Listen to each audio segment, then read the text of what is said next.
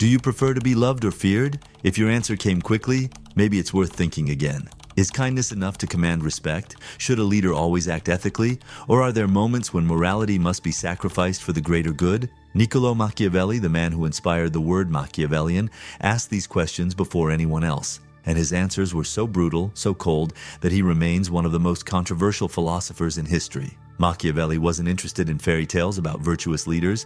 He wanted to understand the world as it really is, without illusions, without hypocrisy, and in doing so, he exposed something many people prefer to ignore. Power rarely belongs to the good. His writings were considered dangerous. He was called immoral, amoral, even a disciple of Satan. The prince was banned by the Catholic Church, and one cardinal declared that Machiavelli was an enemy of the human race. But what did he really say? Did he advocate for being cold and manipulative? Or was he simply giving us a harsh warning about the true nature of power? In this video, we'll explore Machiavelli's dangerously honest advice and understand why his ideas still influence leaders, business people, and even personal relationships today. If you've ever felt that the world rewards manipulators and punishes the honest, then maybe it's time to see Machiavelli not as a villain, but as a brutally honest realist. Imagine living in a world where betrayal, coups, and public executions were as common as the sunrise.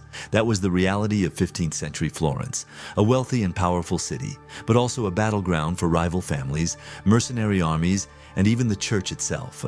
It was in this chaotic world that Niccolò Machiavelli was born in 1469. The son of a not-so-successful lawyer, he grew up surrounded by books, mainly Greek and Roman classics. From an early age, he learned that history is not made by the most just, but by the most cunning. The Florence of his youth was not ruled by kings or emperors, but by a political elite that switched sides at the slightest sign of weakness. The city oscillated between periods of republican freedom and moments of absolute control by the Medici, a powerful family of bankers. At the age of 29, Machiavelli secured one of the most important positions in the Republic of Florence, Secretary of the Second Chancellery, placing him at the center of the political game. He negotiated with popes, kings, and generals, often dealing with figures who claimed to defend morality and faith, but, behind the scenes, conspired to poison or stab their own allies. It was in this environment that he realized an uncomfortable truth.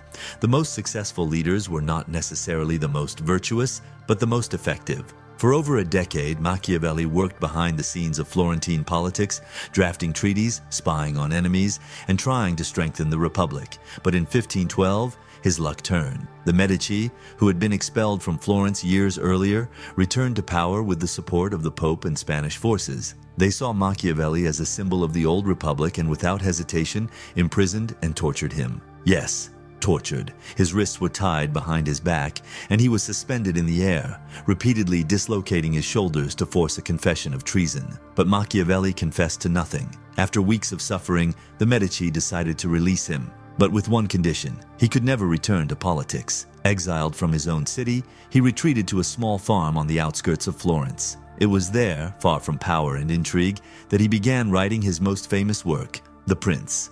And here's the ironic detail. Machiavelli didn't write this book to destroy morality. On the contrary, he wrote it as a gift for the Medici, hoping they would welcome him back into the political game. But what he put in these pages was so brutal, so relentless, that it didn't take long for his work to be seen as a manual of cynicism and manipulation. And so, Machiavelli, the passionate Republican, was remembered not as a defender of freedom, but as the archetype of the ruthless strategist. The irony? He never regained his position of power. The very author of the Manual of Power died without influence, without wealth, and without his longed-for return to politics. But his ideas, they survived. They shaped leaders, dictators, revolutionaries, and even businessmen. Whether we like it or not, The Prince became one of the most studied books in history. And now that we understand the man behind the ideas, it's time to dive into the heart of his philosophy. After all, what did Machiavelli really teach about power and leadership? What is more important for a leader, to be loved or to be feared? For Machiavelli, the answer was clear. If you have to choose, be feared. But be careful, never be hated. People's love is volatile. It can disappear at the first sign of difficulty. But fear? Fear keeps people in check as long as it is applied wisely. It was with this logic that he wrote The Prince, a book that, at first glance, seemed like a governance manual. But as its ideas were absorbed, it became clear that it was not just a book about politics. It was a brutal study of human nature. For Machiavelli, the most fatal mistake a leader could make was believing that people are inherently good. They are not. People are self-interested, fickle, and easily manipulated. They will follow you as long as it is convenient, but they will not hesitate to betray you if the opportunity arises. An effective leader cannot be naive. He must be ready to deceive, cheat, and, if necessary, eliminate his enemies before they eliminate him. But here's the key. He cannot do this recklessly. Violence cannot be gratuitous. Betrayal cannot be impulsive. The Machiavellian leader must be precise and calculated, like a surgeon who only cuts when necessary. One of the most controversial points in The Prince is the idea that a ruler should not be excessively moralistic. Virtues like honesty and loyalty sound noble on paper but can be fatal in the real world. Machiavelli argued that a leader did not need to be truly good, he only needed to appear good. The appearance of virtue is far more useful than virtue itself. If you are honest all the time, sooner or later, you will be deceived by someone who isn't. If you are loyal to everyone, you will be betrayed by those who do not share your loyalty. But if you know how to play the game, maintaining a reputation for justice while acting pragmatically behind the scenes, then you will have real power. And what happens to those who ignore this lesson? They fall. Machiavelli saw it happening all around him. Leaders who trusted too much in people's goodness were overthrown. Rulers who tried to be fair above all else were consumed by the corruption of their enemies. History, he argued, was not written by the most righteous, but by the most cunning. This is why The Prince was considered such a dangerous book. It did not talk about how the world should be. It talked about how the world really is. It revealed that morality was often just a disguise, a theater used by the powerful to manipulate the masses. And that was precisely what scandalized his contemporaries. The Catholic Church banned the book. Some philosophers called Machiavelli wicked, and his work was labeled as a doctrine of the devil. But ironically, many leaders used his ideas without admitting it. Napoleon Bonaparte carried a copy of The Prince with him. Dictators and political strategists studied his tactics. Even major business leaders apply his principles behind the scenes. What Machiavelli did was simply expose a game that was already being played. The difference was that now everyone could see the rules. He wasn't saying the world should be cruel. He was merely showing that, more often than not, cruelty wins. But this raises an uncomfortable question. To what extent should we play this game? Should we all act with cynicism and cold calculation to secure our own success? Is a world based solely on Machiavellian logic sustainable? And if we follow this path, don't we risk destroying what makes us human?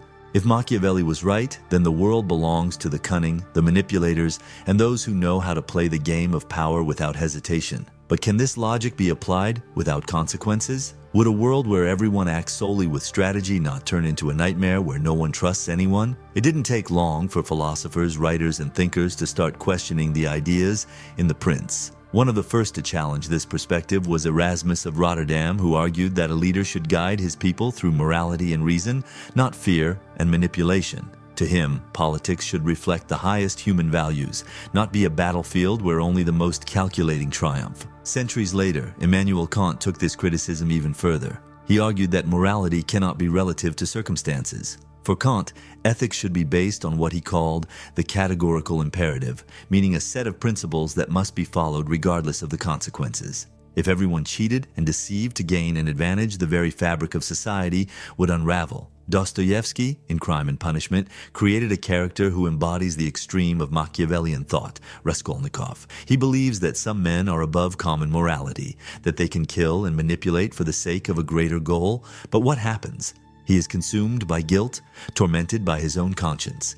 Dostoevsky shows us that, in the end, there is no true victory for those who completely abandon morality. And this is perhaps the greatest critique of Machiavelli. If everyone adopted his ideas, the world would become unsustainable. If no one trusted anyone, if everyone was just a cold strategist, then the very concept of society would collapse. Does this mean his ideas are wrong? Not necessarily. After all, many of Machiavelli's observations about politics and power are still incredibly accurate. But this leads us to a dilemma. To what extent should we apply his logic? At what point does cunning turn into sheer cruelty? Machiavelli saw the world as it was, but did he forget to imagine how the world could be? Centuries have passed since The Prince was written, but Machiavelli's influence has never been more evident. Politicians, business leaders, strategists, and even religious figures apply his principles daily, sometimes consciously, other times without even realizing it. But is living in a world where Machiavellianism dominates truly sustainable, or are we heading toward an ethical collapse?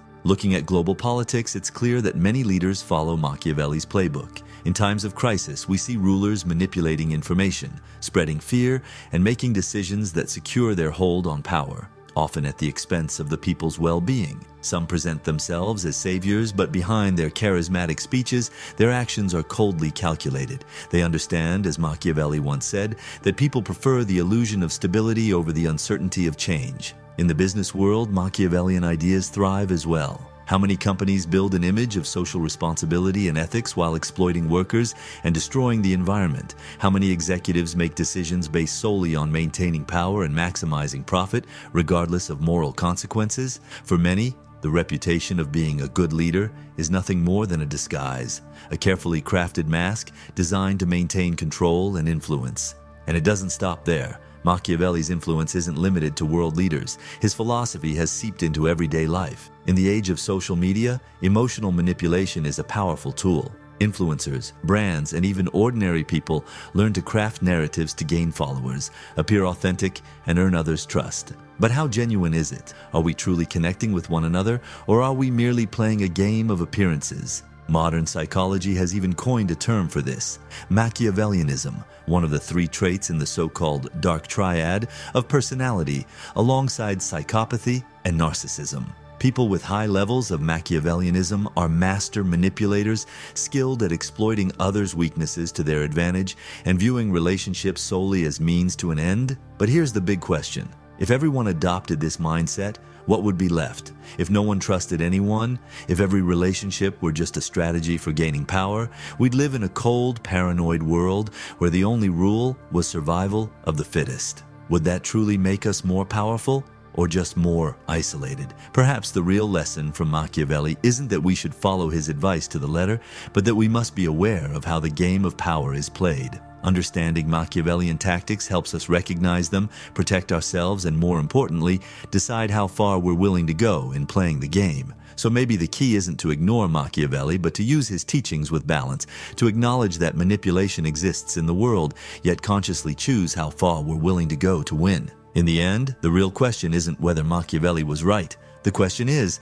how do we want to apply his legacy? So, in the end, was Machiavelli right? Does the world belong to those who play the game of power without hesitation, without being bound by moral principles? Or is there still room for ethics, integrity, and a path where success and kindness can coexist? The truth is that power in itself is not an end, it is a tool. It can be used to build or destroy, to oppress or liberate, to serve a greater good, or merely one's own interests. The question is, who is holding this tool, and what is their intention behind its use? Machiavelli forced us to confront an uncomfortable reality. He dismantled the illusion that the world rewards the good and punishes the bad. On the contrary, those who play dirty often emerge victorious, while those who adhere to moral rules end up marginalized. But does this mean we should abandon all ethics and become cold, calculating strategists? Perhaps the answer lies in balance. We don't have to be naive enough to believe the world is fair, but we also don't need to become prisoners of cynicism. We can learn from Machiavelli without becoming enslaved by his vision. We can understand the rules of the game without becoming its most ruthless players. After all, even Machiavelli himself may have been misunderstood. Some scholars believe The Prince was not a manual for rulers, but rather a warning to citizens, a wake-up call about how power truly works and the need for vigilance to prevent it from falling into the hands of manipulators. And maybe that is the final lesson. Power is not something that belongs solely to rulers and politicians. At some level, we all have power, whether in our work, our relationships, or in how we handle challenges and opportunities. What defines us is not just the power we hold, but how we choose to use it. So, we return to the original question: is it better to be loved or feared? Perhaps the wisest answer is neither extreme. True respect does not come from fear alone, nor from love alone. It comes from strength of character, intelligence, and the ability to navigate the world without being completely corrupted by it. Machiavelli showed us the ugly side of power. It is up to us to decide whether we will see only that side or whether we will strive for something greater. And you? To what extent do you think Machiavelli's ideas still make sense today? Should we accept them without question or seek a new balance between realism and ethics? If you've made it this far, I truly want to thank you. This wasn't just another video. It wasn't just about a philosopher or a book. It was about something much bigger, the invisible game we're all playing, whether we like it or not. Talking about Machiavelli is uncomfortable. He forces us to face truths we'd rather ignore. He shatters our illusions that good always wins, that being fair is enough to earn respect, that the world rewards the honest. But instead of seeing this as a reason to give up, maybe we can take it as an invitation to understand reality better, to be smart without being cold, to learn how to play the game without losing what makes us human. And this is where I want to thank you again. The very fact that you watched until the end already says something important. You're not afraid to face the truth, and that's a rare quality. Many people prefer to live in illusion, but you chose to reflect. That in itself is an act of courage. If this video made you question something, if it made you think about the power dynamics around you, then my mission here is complete. And if you have something to say about it, I'd love to hear it. Tell me in the comments. Do you think the world belongs to the cunning, or is there still room for ethics? Oh, and before you go, remember to subscribe to the channel and turn on notifications. That way, you won't miss the next videos that will make you question even more about how the world really works. Now, if you want to keep exploring these ideas, the videos popping up on your screen will take you even deeper. One of them discusses a concept that might completely change the way you see power, but I won't tell you which one. You'll have to click to find out. Thank you for being part of this journey with me.